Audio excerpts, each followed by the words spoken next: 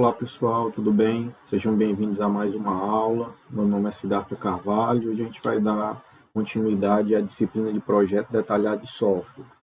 Hoje a gente vai falar um pouquinho sobre o que são os requisitos evolutivos e como aplicá-los ao projeto e análise de software.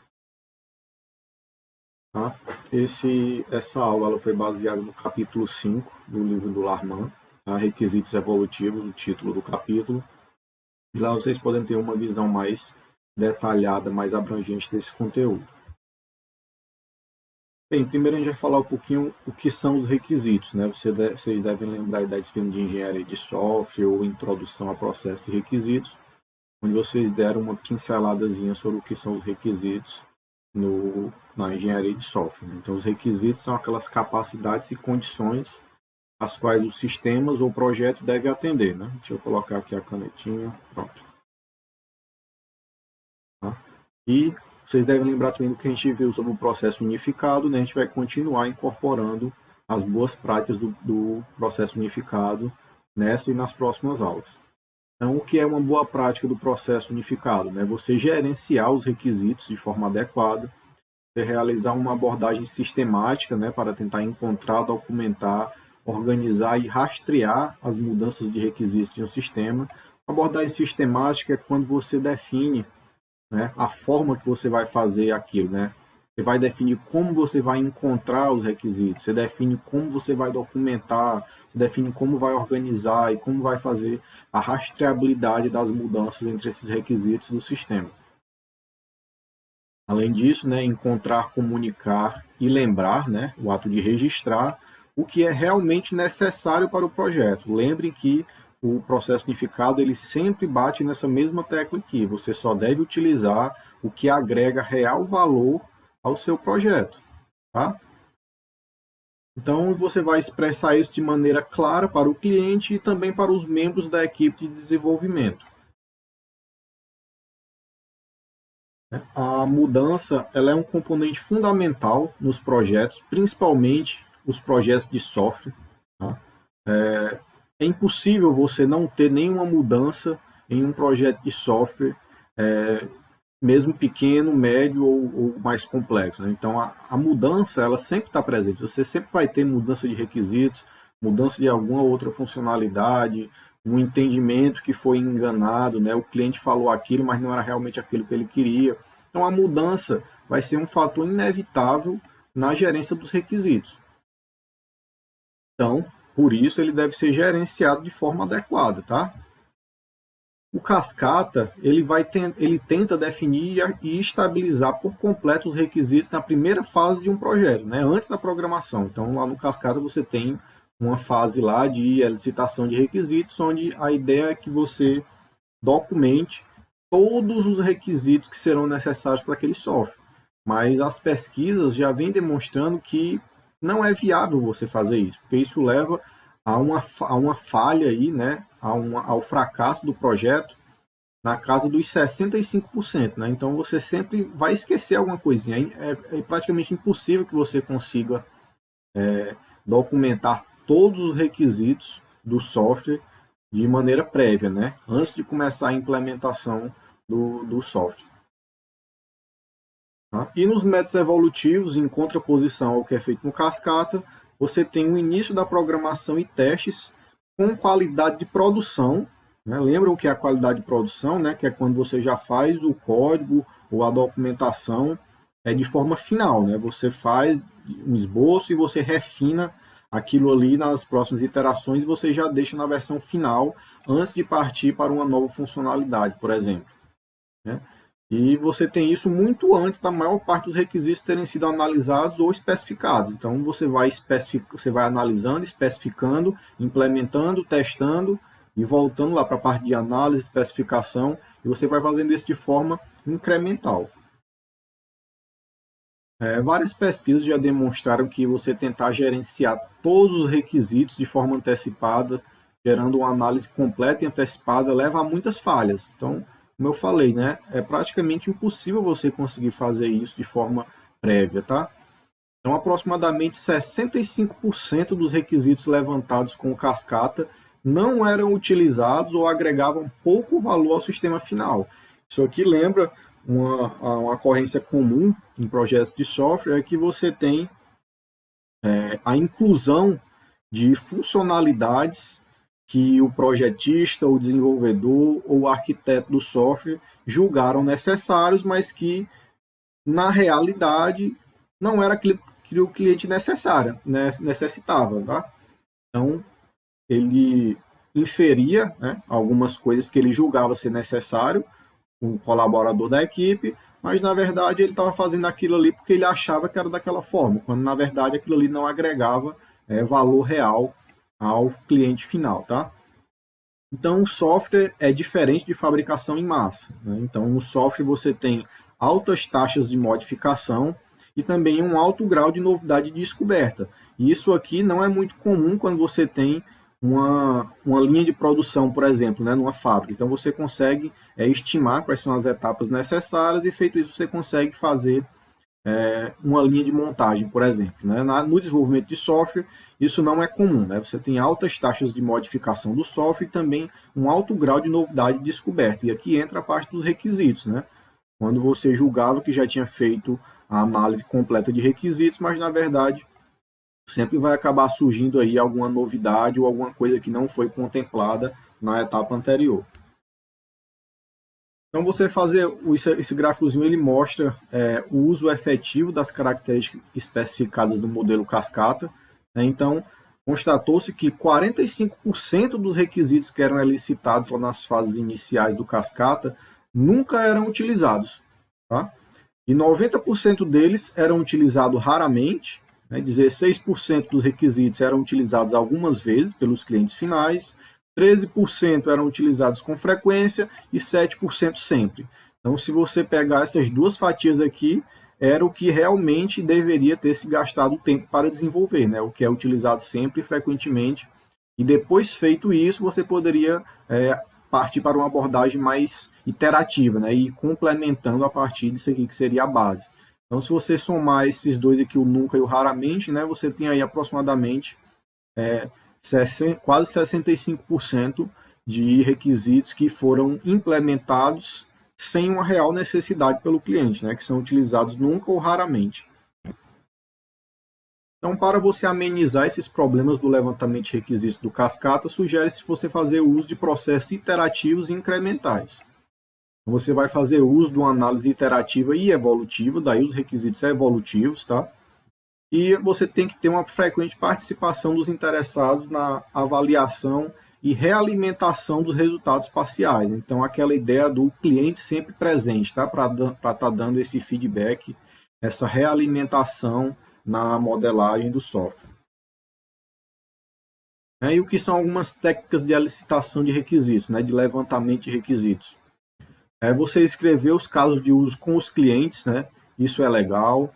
Você promover seminários de requisitos que incluem desenvolvedores e clientes, né? Uma boa prática também para você deixar claro, né, para os clientes e para os desenvolvedores se o que eles entenderam, se o que está documentado é realmente aquilo que eles precisam. Você tem uma demonstração dos resultados de cada iteração para os clientes. Isso auxilia para você ter uma realimentação do processo evolutivo de desenvolvimento. E o processo unificado ele acolhe qualquer método de elicitação de requisitos que adicione valor e aumente a participação do usuário. Então, você pode trazer técnicas de outros processos, né, de outros métodos, desde que isso aumente a participação do usuário e adicione real valor ao processo de desenvolvimento de software. Então, para você categorizar os requisitos, o processo unificado indica que você utilize o modelo FURPS+, né, FURPS Plus. E o FURPS ele é um modelo para classificar os atributos de qualidade em um software usado no processo unificado. Então, os atributos de qualidade eles podem ser considerados como um tipo específico de requisitos, né, mas um pouco mais genéricos. Né? Geralmente eles estão atribuídos a requisitos não funcionais e estão ligados de forma intrínseca à arquitetura do sistema. Né? Eles impactam de forma direta na construção da arquitetura porque você exige que o sistema possua esses atributos de qualidade. Há exemplos de atributos de qualidade, né? Desempenho, boa usabilidade e etc. Ah, mas como eu mensuro isso? você também deve utilizar atributos de qualidade que lhe permitam fazer medições, né? Por exemplo, desempenho. Ter desempenho. Não é uma boa métrica, não é um bom atributo de qualidade, né? Você deveria especificar, o meu sistema ele deve fornecer, por exemplo, em um jogo, né? O meu sistema ele deve fornecer no mínimo uma taxa de transferência de pelo menos 60 frames por segundo, né, ao usuário jogador. Então isso seria um atributo de qualidade de desempenho e que poderia impactar diretamente na arquitetura do sistema. Tá? E esse modelo FURPS, né, o FURPS, ele pode ser utilizado tanto para requisitos funcionais e não funcionais. Né? O F do modelo, né, ele está para funcional, tá? Na verdade são siglas em inglês, tá? Então é functionality, usability, etc. Então o funcional, né, são características, capacidade, segurança que devem ter no sistema, né? Então você vai botar nessa categoria aqui. Requisitos de usabilidade, né? Quando você fala de fatores humanos, recursos de ajuda, documentação, aí você vai pensar em requisitos que pertencem a essa categoria, requisitos dessa categoria. Isso auxilia você fazer uma licitação mais abrangente do sistema e evitar que você esqueça alguma dessas categorias que são essenciais à maioria dos softwares. A outra categoria é a de confiabilidade, né? Onde você tem frequência de falhas, capacidade de recuperação, previsibilidade do sistema e etc. A categoria de desempenho, onde você vai estimar os tempos de resposta, aquele exemplo que eu dei dos frames por segundo entraria aqui, né? Você vai ter fluxos de vazão, ou throughput, né? Precisão, disponibilidade, uso de recursos e etc. E a facilidade de uso, né? Que é o último essezinho aqui. Que é você ter uma facilidade de adaptação e manutenção, internacionalização do software, configurabilidade e etc. A internacionalização é você facilitar a conversão de softwares, né, das mensagens do software, a linguagem dele para outras linguagens. Né? O Android ele tem um recurso lá em específico, onde você especifica as strings que você utiliza no seu programa dentro de um arquivo único. Então, dentro desse arquivo único aqui, você especifica as strings, né? Por exemplo, oi, boa-vinda, o botão de OK, botão de cancelar, botão de confirmar. Todas essas palavras você coloca dentro desse arquivo único e chama ele dentro do código. E quando você vai internacionalizar, você simplesmente cria um novo arquivo desse aqui e você faz as traduções aqui diretamente. E automaticamente você não precisa mexer no código, né, em si. Porque o código já está pegando do atributo aqui específico, e quando mudar de linguagem ele vai apontar para esse outro arquivo aqui, e a internacionalização fica muito facilitada, você não precisa nem mexer no código fonte, né, ou mexer muito pouco. E em complemento, né, o maisinho aqui do modelo FURPS, né, ele indica alguns aspectos auxiliares que podem também fazer parte do sistema, né, como a implementação. Você precisa ter limitação de recursos, por exemplo, se você utilizar um sistema embarcado, você tem que ter limitação de uso de CPU e memória. Isso não pode estar em alguma das categorias do FURPS, mas ele se enquadra aqui no maisinho, né, que são os auxiliares. Você pode precisar definir linguagens e ferramentas, né, hardware específico e etc. Você também pode definir coisas de interface, né, restrições impostas pelas interfaces com sistemas externos, por exemplo, seria um exemplo da categoria interfaces, dentro da categorização auxiliares. Você pode definir operações como o gerenciamento do sistema no ambiente operacional e também questões legais, né, como licenças de uso, leis, etc., que devem ser regras que devem ser seguidas no seu sistema, mas que não necessariamente se enquadram em alguma dessas categorias aqui do FURPS+. Do FURPS, desculpa, né, que são mais das categorias auxiliares. Então, a categoria FURPS, né, ou outra de sua escolha, ela é utilizada como lista de verificação para a cobertura dos requisitos. Né? Então, se você identifica requisitos em várias dessas categorias, né, você está aumentando a cobertura de requisitos. A chance de você esquecer requisitos do sistema é mais baixa. Né? Então, você consegue responder com completo está minha descoberta de requisitos a partir desse modelo aqui. Né? Se você ver, eu não estou definindo muito bem requisitos de performance, né, de desempenho. Então, vou focar mais nisso aqui. Você consegue ter uma visão mais detalhada do projeto do sistema. E os atributos de qualidade, né, também são chamados de requisitos de qualidade ou as idades, né, de um sistema. Idades é porque você tem usabilidade, confiabilidade, desempenho, facilidade de suporte, etc. Seriam os atributos de qualidade, né? Então, se ele terminar com idades, né, como confiabilidade e usabilidade, é muito provável que seja um atributo de qualidade do sistema. E eles também influenciam a arquitetura de um sistema, né? Por exemplo, o uso de dados sigilosos implica que o sistema deve possuir confidencialidade. Então, se você usa dados sigilosos dos usuários, é necessário que você tenha o atributo de qualidade confidencialidade. E no projeto do sistema você vai detalhar como você vai atingir essa métrica aqui de confiabilidade, né? Por exemplo, eu vou utilizar criptografia, eu vou utilizar a forma de comunicação usando uma VPN e etc. Tá? Outro exemplo, sistema para jogos que exige que haja um alto desempenho, né? Ou seja, uma resposta rápida do sistema. Então, você tem que levar isso em conta na arquitetura do sistema também. Você tem um sistema usado por pessoas idosas, vai exigir especificações próprias para melhor usabilidade. Então, veja que cada sistema você vai ter um foco diferente para determinado atributo de qualidade. Mas não necessariamente você deve esquecer os outros, né? Mas você deve focar mais no que é o principal para o sistema, né? Então, nesse sistema aqui, talvez desempenho não seja essencial, mas usabilidade é essencial, tá?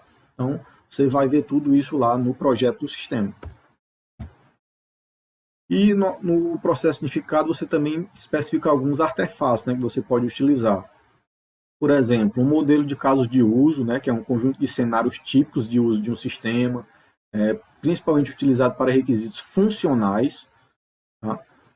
Você pode ter um documento de especificação suplementar, onde vai ter tudo que não está nos casos de uso, né, mas são informações relevantes para o sistema, mas não se enquadram como funcionalidades, por exemplo. É muito utilizado para requisitos não funcionais, né, como os que eu falei, desempenho, autenticação, confiabilidade, que não são requisitos funcionais propriamente ditos, mas eles podem ser uma agregação de vários requisitos funcionais. Tá? Então, eles são melhor especificados como não funcionais e utilizando esse documento de especificação suplementar. Né? Um exemplo é uma geração de um relatório. Né? Esse relatório, como é que ele deve ser formado? Né? Então, essa formatação dele pode ser especificada aqui. Você também pode ter o documento de glossário, né? Onde você vai definir alguns termos importantes que fazem parte da análise do sistema. Abrange o dicionário de dados, que registra requisitos relativos aos dados, como regras de validação, valores aceitáveis para variáveis e etc. E você também pode detalhar qualquer elemento, né? Ou seja, um atributo de um objeto, um parâmetro de chamada de operação, o layout de algum relatório e etc. Você também tem o documento de visão, ele vai resumir alguns requisitos de alto nível, né, que são detalhados no modelo de caso de uso e também na especificação suplementar. E esse documento de visão ele vai resumir o caso de negócio do projeto. Né? Ele é um documento curto, ele vai conter uma visão geral do sistema para ter um entendimento rápido das grandes ideias do projeto. Então aqui você é um documento curto que fala o que é que o sistema faz, propriamente dito, em uma linguagem que é não técnica, tá? Você também tem um documento de regras de negócio, né? Também alguns que são chamadas regras de domínio. Esse documento deve descrever alguns requisitos ou políticas que transcendem um projeto de software, né? Que estão além do que é o projeto de software, mas são algumas regras que devem ser cumpridas. Você vai ter, elas são necessárias no domínio ou no negócio onde o software vai estar inserido.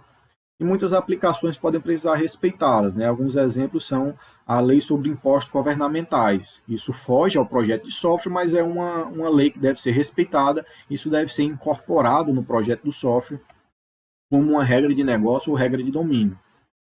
E são geralmente mais duradouros, né? E daí pode haver um artefato central compartilhado por todos os analistas da empresa para descrever essas regras de negócio de forma não técnica.